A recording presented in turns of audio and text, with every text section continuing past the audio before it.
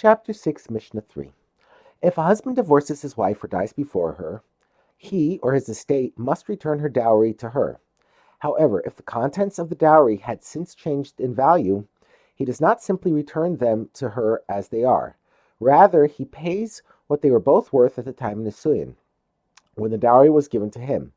The value of the dowry must therefore be recorded in the Kesubos document, so that the amount owed to her will be known. This Mishnah discusses how the value of a dowry is recorded in the Kesubos. It deals with several cases, the first of which involves a dowry of cash. If she pledged to bring 1,000 dinars into the marriage for him, he must pledge to pay her 15 maneh, 1,500 dinars, in their place in the event of a divorce or his death. Since he could use the cash to make a profit, the sages obligated a husband to add 50% for a dowry of cash. The second case involves a dowry of objects, such as clothes and jewelry. They are called appraised goods because their value must be appraised.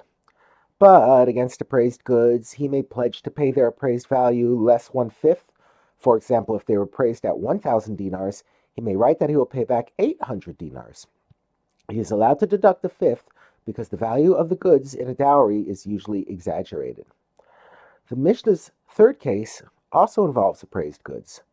If the appraised goods were appraised to be worth a maneh, 100 dinars, and they were actually worth a maneh, in other words, the appraisers did not exaggerate, he has no choice but to write that he will pay her back a maneh. Thus far, the Mishnah spoke of possessions that were first appraised and then their guaranteed value was written in the Kesubos. It now deals with the opposite situation, where the value was written in the Kesubos before they were appraised.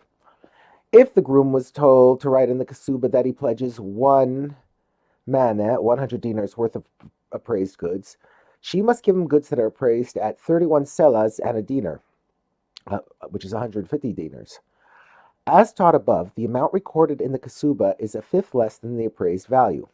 Therefore, if he was told to write 100 dinars, he must be given goods appraised at 125 dinars. Similarly, if the groom was told to write 400 dinars worth of appraised goods, she must give him goods that are appraised at 500 dinars.